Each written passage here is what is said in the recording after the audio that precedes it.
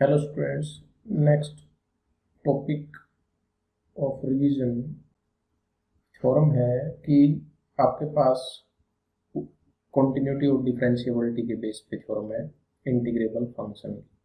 ठीक है, तो हमारे पास क्या है कि थ्योरम में एफ जो फंक्शन है वो इंटीग्रेबल दे रखे हैं क्लोज इंटरवल पे, और जो ये फंक्शन एक नया डिफाइन किया उसने capital F, integration limit A to X है। ठीक है, स्मॉल एफ डी टी, जो ये x है ये limit lies between a to b। तो प्रूव करना है कि जो कैपिटल f है वो क्या है, कॉन्टिन्यूस है। दो फंक्शन है, यहाँ ध्यान रहे, स्मॉल f इंटीग्रेबल दे रखा है, कैपिटल f ऐसे डिफाइन कर रखा है कि हमने प्रूव करना है कि ये जो फंक्शन है वो कॉन्टिन्यूस होगा। तो आपको ध्यान हो, पीछे कंटिन्यूटी वाला और यूनिफॉर्म कंटिन्यूटी वाले मैंने टॉपिक करवाए थे, उसके अंदर क्या रिजल्ट है कि थ्योरम है every uniformly continuous function is continuous. तो उस रिजल्ट पे हम चलेंगे। हमने प्रूव तो करना है कॉन्टिन्यूस, लेकिन हम प्रूव करेंगे यूनिफॉर्म कॉन्टिन्यूस उस फंक्शन एफ को इस क्लोज इंटरवल पे। ठीक है, अगर फंक्शन यूनिफॉर्म कॉन्टिन्यूस हो जाएगा तो इस पे तो वो कॉन्टिन्यूस भी हो जाएगा। ठीक है, तो क्या किया, ध्यान रखेंगे कैसे प्रूव करना है। थोड़ा जो गिवन है स्टार्टिंग में वो बता रहा हूँ। एफ इंटीग्रेबल है तो एफ क्लोज इंटरवल पे इंटीग्रेबल है तो बाउंडेड भी होगा। ठीक है, ध्यान रखेंगे every integrable function on closed interval is bounded also। तो ये बाउंडेड होगा तो एक ऐसा पॉजिटिव नंबर मिलेगा कि mod of F T is less than equal to K F T function of T where T belongs to this interval. ठीक है, अब हमारा टारगेट है कि कैपिटल एफ को प्रूव करना है यूनिफॉर्म कॉन्टिन्यूस। तो उसके लिए मैं क्या करूंगा, उस क्लोज इंटरवल में से दो पॉइंट उठाऊंगा, एक्स और वाई, कोई आर्बिटरी। अब आपको पता है कि दो पॉइंट लिए तो इनमें एक ग्रेटर या इक्वल भी हो सकते हैं, तो इसमें मान रखा है कि x less than equal to y है, लेकिन दोनों कहाँ लाई कर रहे हैं, a और b के बीच में। ये इनइक्वालिटी कैपिटल एफ एक्स क्या बनेगा, जैसे ये है ऐसे ही कैपिटल एफ वाई, ये इंटीग्रेशन बन गया।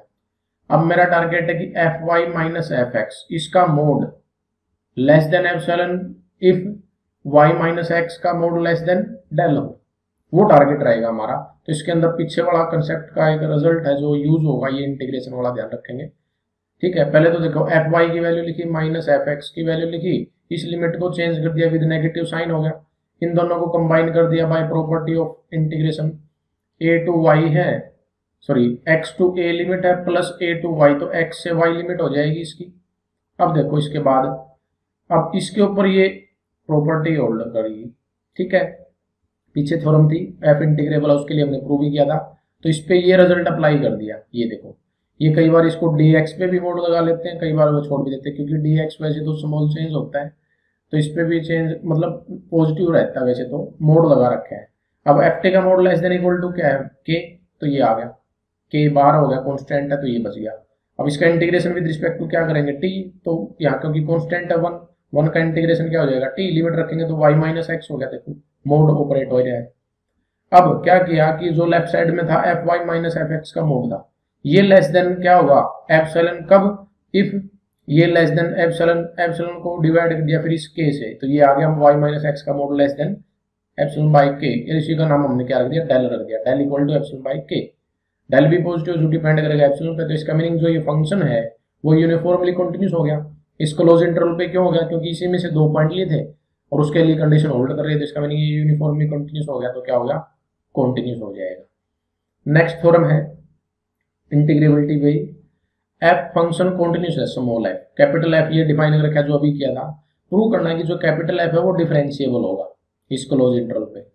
ठीक है, तो मैं क्या करूंगा, इस एफ को डिफरेंशिएबल प्रूव करूंगा। इस पे कैसे, यहाँ से कोई पॉइंट लूंगा आर्बिटरी, जैसे इसने पॉइंट ले रखा है, उस पॉइंट पे इसको मैं क्या दिखा दूंगा, डिफरेंशिएबल, इस रिजल्ट का यूज करते हुए जो आपने प्लस टू लेवल पे भी पढ़ रखी है डिफरेंशिएबिलिटी की डेफिनेशन। एफ डैश का मीनिंग एफ का डेरिवेटिव एट पॉइंट ए, यानी कि ये लिमिट अगर एग्जिस्ट करे, फाइनाइट आए, तो ये फंक्शन क्या हो जाएगा, डिफरेंशिएबल हो जाएगा इस पॉइंट पे। तो वही टारगेट हमारा यहाँ रहेगा, क्योंकि कैपिटल एफ को दिखाना है तो स्मॉल एफ की जगह मैं कैपिटल एफ लेके आऊंगा। ए की जगह कोई पॉइंट उसने ले रखा है एक्स नोट, जो इसमें से लिया है, तो यहाँ पे मैं ये प्रूव करके दिखा दूंगा कि capital F dash X not equal to limit this जो भी आएगी वो क्या करेगी, एग्जिस्ट करेगी और फाइनाइट आएगी। और दूसरा ये टारगेट है हमारा कि ये दोनों फंक्शन सेम आएंगे, मींस एफ का जो डेरिवेटिव आएगा वो इस सम एफ के इक्वल आएगा स्मॉल एफ के। देखो मैंने क्योंकि एफ को इंटीग्रेबल प्रूव करना है इस इंटरवल पे, तो इस पे मैंने कोई पॉइंट उठाया। अब उस पॉइंट पे मेरे फंक्शन कैपिटल एफ की वैल्यू ये बनेगी, उसके नेबरहुड पॉइंट जिसको हम एक्स नोट प्लस एच से बोल रहे हैं उस पे फंक्शन की वैल्यू ये बनेगी। सिंपली ध्यान आपको, क्योंकि एफ एक्स ये है उसके कोरस्पॉन्डिंग बन गया। अब इसमें से इसको माइनस किया तो इसमें से ये इंटीग्रेशन माइनस हो गया, ठीक है। इस लिमिट को चेंज कर दिया with negative sign. Total limit क्या बनी, एक्स नोट से ए प्लस ए से एक्स नोट प्लस एच। तो ये total by property of integration ये बन गया कंबाइन करके एक integration. First mean value theorem का यूज किया है जो हमने पीछे की थी अभी, कि जो इंटीग्रेशन है वो इसके इक्वल आएगा F of C into B minus A, where C क्या था, ये कोई पॉइंट था जो इस इंटरवल में था। तो इसको अप्लाई करूंगा मैं इस पे, इसको यहाँ पे देखो, आप इसको अप्लाई इस पे करोगे तो देखो मैच करो, पहले ए की जगह एक्स नोट है, बी की जगह एक्स नोट प्लस एच है, एफ फंक्शन सेम है, ठीक है, ये चेंज आ गया। अब देखो इसको मैं इसके अकॉर्डिंग क्या लिखूं, F of C, C means इनके बीच में कोई पॉइंट हो, इनके बीच में कोई पॉइंट का नाम उसने क्या मान रखा है, x note plus theta H, ठीक है। ये टेलर्स थ्योरम में भी हम यूज करते हैं, ध्यान रखेंगे कि एक्स नोट और एक्स नोट प्लस एच के बीच में जो पॉइंट होता है वो x note plus theta H लेके चलता है, जिसमें जो थीटा है फिक्स हो गया कि 0 से 1 के बीच में ही वैल्यू होगी, तभी ये इनके बीच में लाई करेगी, ठीक। और एफ बी माइनस ए मीन्स अपर माइनस लोअर, अपर कौन है x note plus H, lower x note, इसमें से इसको माइनस करूंगा तो एच ही तो बचेगा। तो ये बन गया हमारा यहाँ तक। अब दोनों साइड एच से डिवाइड कर दो, एच से डिवाइड कर दो, फिर लिमिट ऑपरेट कर दो, एच टेंड्स टू 0। देखो इस पे लिमिट ऑपरेट की, इस पे लिमिट ऑपरेट की, इसमें एच की जगह 0 रखते ये टर्म तो कैंसिल आउट होगी, 0 होगी, एफ ऑफ एक्स नोट बचा। और ये क्या है, ये फंक्शन एफ का, कैपिटल एफ का डेरिवेटिव एट एक्स नोट, ये आ गई, क्योंकि इससे रिजल्ट बना था, मैंने अभी बता भी दिया था। इसका मीनिंग क्या है, ये वैल्यू क्या है, फाइनाइट है। क्यों, क्योंकि जो फंक्शन स्मॉल एफ है वो उसने क्या दे रखा है आपको, देखो कॉन्टिन्यूस दे रखा है। अब कॉन्टिन्यूस है तो इसका मीनिंग इसकी जो लिमिट आएगी या इस फंक्शन की जो वैल्यूज आएंगी, इसमें से जो भी पॉइंट होगा हर एक पे क्या होगी, फाइनाइट होगी, क्योंकि फंक्शन कॉन्टिन्यूस है। वही हो गया कि ये जो वैल्यू है, ये वैल्यू जो भी आएगी फाइनाइट होगी, जो ऑलरेडी गिवन स्टेटमेंट में कि फंक्शन कॉन्टिन्यूस है तो ये फंक्शन की वैल्यू जो आएगी फाइनाइट होगी, फाइनाइट और यूनिक होगी। अब इससे क्या हुआ कि एफ का डेरिवेटिव जो आया इस पॉइंट पे, उसकी जो वैल्यू आई, जो ये लिमिट आई वो फाइनाइट आ गई, तो यानी कि एफ जो है वो डिफरेंशिएबल हो गया एट एक्स नोट। लेकिन एक्स नोट तो कोई पॉइंट लिया था इसमें से, ऐसे ही और लेंगे तो इस पे भी हो जाएगा। इसका मीनिंग हर पॉइंट पे ये डिफरेंशिएबल हो जाएगा।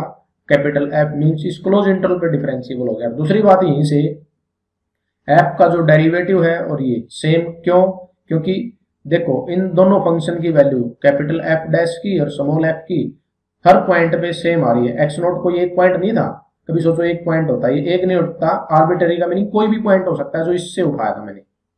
हर पॉइंट पे ये दोनों फंक्शन की वैल्यू सेम देने का मीनिंग वो फंक्शन दोनों क्या हो गए, सेम हो गए। यही हमारा टारगेट था यहाँ तक का प्रूव करना।